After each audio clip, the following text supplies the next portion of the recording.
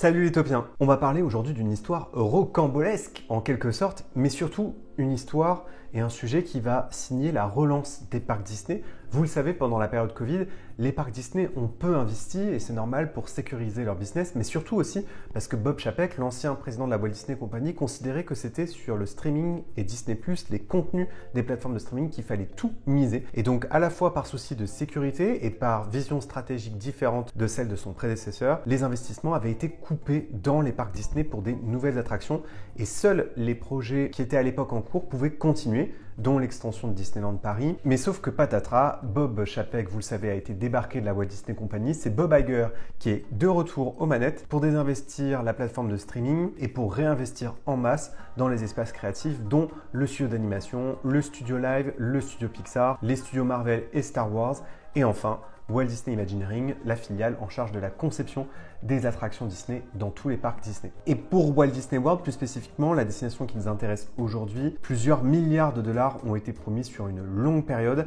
et c'est comme très souvent ce resort-là qui va bénéficier en premier de ces investissements. Le parc qui va être relancé, c'est celui qui est un petit peu à la traîne en ce moment et qui est redevenu un parc de demi-journée, ce qu'il était un petit peu moins à une certaine période. C'est le parc Disney Animal Kingdom. Et il y a de ça déjà plus d'un an, lors de la D23 Expo de l'année précédente, on savait que c'était à Disney Animal Kingdom que ça allait se passer dans les années à venir. Pour ceux qui l'ont jamais visité, c'est un parc qui est extrêmement riche visuellement, mais où il y a très peu d'attractions. C'est un parc qui a eu du mal aussi à se remettre de la crise Covid et qui n'a pas pu faire revenir la totalité de ses divertissements. Donc c'est un parc un peu en reconstruction. Et vous avez de très belles zones thématiques qui sont encore très populaires. La zone africaine, la zone asiatique, ce qu'on appelle Discovery Island. Vous avez une petite zone indienne aussi. Et puis bien sûr, le dernier ajout majeur, World of Pandora, qui a fait de ce parc un incontournable du resort à visiter à l'époque où il a ouvert, il y a de ça déjà plus de 5 ans. Mais il y a une zone qui a toujours été moche. Plus moche que les autres, un peu moins dans l'esprit épique de Disney Animal Kingdom. C'est la zone Dinoland. Et c'est ici que les parcs Disney ont promis d'investir dans les années à venir pour réhabiliter cette zone, proposer de nouvelles attractions, mais dans un espace déjà existant. Et cette zone, c'est bien sûr Dinoland USA, dont on a déjà parlé sur la chaîne. À l'époque, le concept créatif imaginé pour cette zone était un petit peu plus différent. Sur ce concept art que vous voyez là, en principe, était prévu l'ajout d'une attraction Zootopie à la place de l'attraction Dinosaur. Et puis tout le reste de la zone aurait été thématisé sur l'univers de Moana, Vaiana, avec une rethématisation du flat ride déjà existant, et puis avec l'ajout d'un flume qui aurait sans doute compris une sorte de parcours scénique en intérieur. Et puis patatras, finalement, il est toujours question de réinvestir dans cette zone, de la réhabiliter, mais changement de concept pour finalement ajouter une zone sur l'Amérique du Sud avec deux attractions emblématiques, une qu'on connaît déjà très bien, dont on va reparler sur l'univers d'Indiana Jones, et une deuxième sur un univers tout aussi connu, mais pour l'instant pas encore adapté dans les parcs Disney. Il s'agit bien sûr de Encanto. Avant de se plonger dans les concepts, je vous propose qu'on reparle ensemble de Dinoland USA. Et en fait, vous verrez que avec la storyline, la spécificité technique et technologique de l'attraction, vous comprendrez que même si c'est une relance très intéressante, c'est aussi le choix de la facilité pour Disney.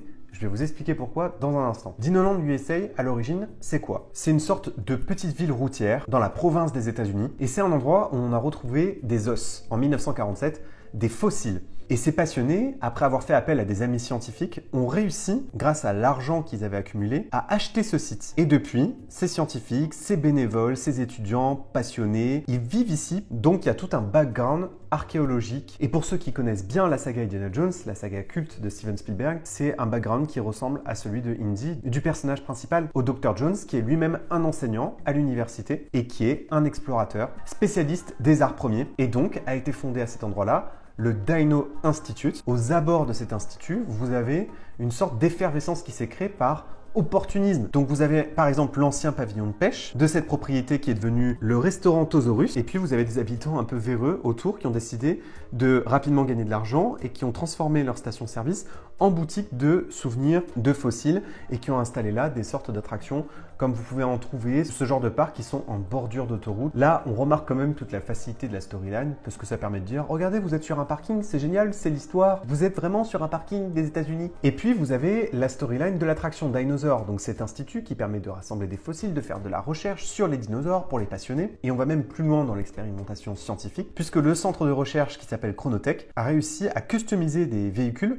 pour les faire voyager dans le temps et pour permettre aux visiteurs d'aller voir les dinosaures dans leur milieu naturel. Et ça m'amène donc à l'attraction qui va remplacer Dinosaur, c'est Indiana Jones Adventure, qui utilise le même principe technique. On appelle ça les EMV. C'est un système qui a été créé par Walt Disney Imagineering dans les années 90. Ils ont été aidés par le constructeur de l'attraction, c'est-à-dire Intamin. Donc on pourrait penser que ce sont des véhicules de parcours scénique classiques, mais en fait, ils permettent de simuler un peu plus fidèlement la conduite en terrain mouvementé, abîmé, accidenté, grâce à un mélange de technologies de simulateurs de vol et puis tout simplement grâce à la réutilisation du principe du parcours scénique qui existait déjà dans les attractions Disney précédentes. Les véhicules, grâce à ce principe, peuvent atteindre la vitesse de 20 km/h et en réalité, grâce aux effets techniques, aux effets spéciaux dans le ride, ça permet de faire croire qu'on va beaucoup plus vite et c'est assez impressionnant. Et la première attraction du type à avoir utilisé ce système, c'est bien sûr Indiana Jones Adventure. Et la deuxième, c'était Dinosaur. Vous comprenez là, en fait, le choix de la facilité. Et sans doute que si ça avait été une attraction Zootopie, ça aurait été la même histoire.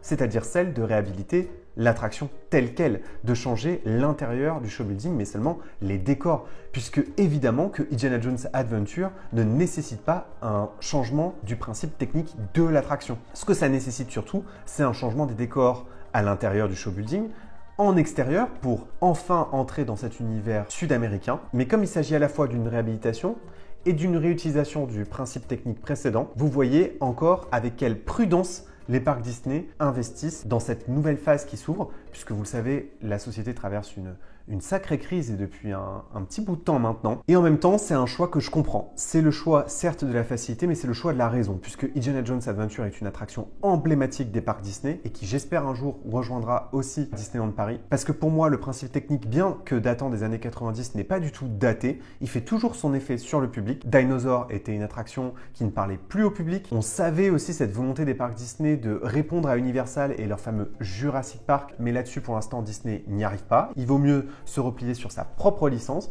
et effectivement Indiana Jones est une licence extrêmement populaire encore aux États-Unis et qui a marqué l'histoire des parcs Disney. C'est faire appel aussi au génie de George Lucas puisque Indiana Jones Adventure est aussi une sorte de court-métrage, de film écrite par George Lucas. C'est la garantie de l'excellence du scénario. Et puis Dinoland USA était de toute façon une zone très très moche. Il faut se dire les choses comme elles sont. C'est la pire zone du parc Animal Kingdom. Nombreux sont mes amis hors Disney ou fans Disney qui m'ont dit mais quel décalage avec le reste du parc qui est si détaillé, si immersif. Alors certes, c'est une zone où il y avait beaucoup de second degré, où on ne se prenait pas au sérieux, on pouvait rencontrer beaucoup de personnages Disney. Et puis, avec le succès de films comme Coco, Encanto, il est temps que les parcs Disney présentent mieux dans leur parc l'univers de l'Amérique centrale, l'Amérique du Sud et de manière générale l'Amérique latine. À défaut d'ouvrir un parc, il est temps de se plonger un peu plus dans ces univers. Et c'est ce qu'ils commencent à faire depuis plusieurs années. Et ça, pour moi aussi, c'est un très bon signal parce que c'est des univers encore trop peu explorés à la fois dans les classiques et dans les parcs Disney. Et ils sont en train de se rattraper et ça aussi, je trouve que c'est bien. Pour rappel, l'histoire de Indiana Jones, elle est très proche en fait de l'histoire de Dinosaur. Regardez, c'est quasiment la même histoire,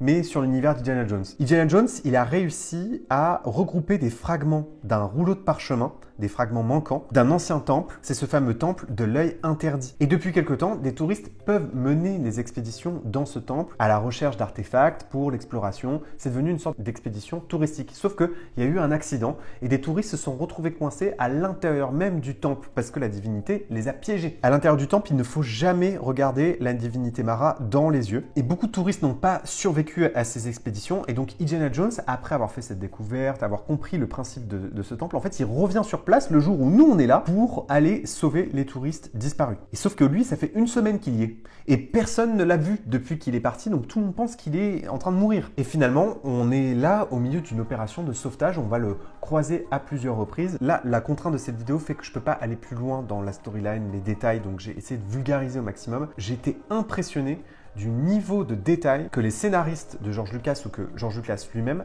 a laissé aux Imagineers. C'est une histoire extrêmement détaillée, extrêmement riche, bien plus riche bien sûr que celle de Dinosaur. Et je pense que le succès d'une attraction, notamment d'une attraction Disney, c'est ça, c'est la richesse de l'histoire. On le voit avec des attractions comme Phantom Manor qui sont extrêmement détaillées, remplies de secrets. Plus l'histoire est riche et détaillée, plus elle permet aux visiteurs d'avoir une lecture différente à chaque nouvelle visite de l'attraction. Ça va lui donner envie de revenir. Donc là, sur le concept art, vous reconnaissez bien l'entrée de l'ancienne attraction Dinosaur, où derrière se situe le show building de l'attraction. Et contrairement au concept art précédent, où à l'intérieur même de la zone, deux univers se définissaient, ici, on remarque que les deux univers se mélangent beaucoup mieux. Et un peu plus loin sur le concept art, c'est donc l'attraction Encanto. L'attraction Encanto qui ne sort pas de nulle part. En réalité, elle était prévue dans ce qu'on appelle l'extension derrière Big Thunder Mountain, donc derrière le train de la mine au Magic Kingdom, une extension dont on ne va pas reparler là maintenant tout de suite, mais qui est toujours bien prévue. Mais vraisemblablement, il y a aussi eu un changement de thématique là-bas. C'est finalement Disney Animal Kingdom qui hérite de la thématique Encanto, qui colle mieux à cet univers. Au centre du land, il semble avoir un flat ride qui existe déjà, donc qui serait en fait rénové. On ne sait pas encore exactement sur quelle thématique, peut-être que c'est une thématique standard, peut-être que ce sera Indiana Jones. Et puis vous avez Encanto. On sait déjà un peu quel est le début de storyline pour Encanto, c'est tout simplement, c'est une visite de la maison de Madrigal. C'est une possibilité pour les visiteurs d'aller découvrir les différentes chambres de la famille Madrigal.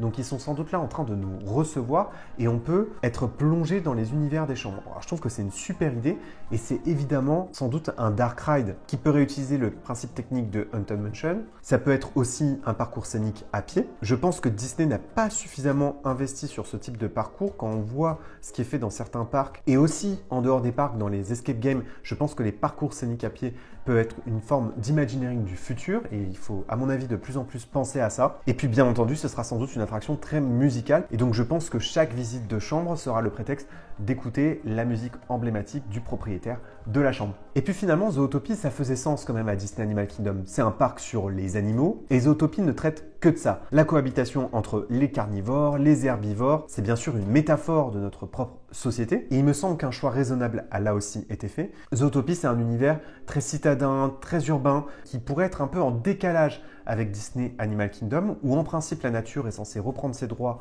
sur l'homme et donc finalement c'est dans le Tree of Life que va s'installer Zootopie en remplacement de l'attraction It's Tough to Be a Bug. Donc c'est là aussi un remplacement et une réhabilitation. Alors pour moi, It's Tough to Be a Bug, c'est quand même une attraction culte, donc il ne faudra pas se louper. Elle souffrait néanmoins d'un défaut, celle de terroriser les plus jeunes et les enfants. J'ai fait cette séance à chaque fois avec des enfants qui repartaient en pleurant et ils ont conservé l'idée de l'audio animatronics puisqu'on le voit là à droite de l'image. J'ai l'impression qu'ils sont restés à peu près sur la même idée et c'est là que nos regards vont se concentrer et sans doute que plus d'informations seront données dès la prochaine D23 Expo qui se tiendra en août 2024. Très hâte d'en savoir plus et dites-moi en commentaire ce que vous pensez de cette réhabilitation à Disney Animal Kingdom, ce parc qui en ce moment souffre un peu d'une sorte de désintérêt alors que pour moi c'est le plus beau parc Disney de Walt Disney World et c'est aussi pour moi celui qui contient parmi les meilleures attractions puisque vous savez que je suis un immense fan de Flight of Passage, la fameuse attraction Avatar. Très hâte de lire vos avis en tout cas. Merci d'avoir regardé cette vidéo. N'oubliez pas que vos rêves sont éternels.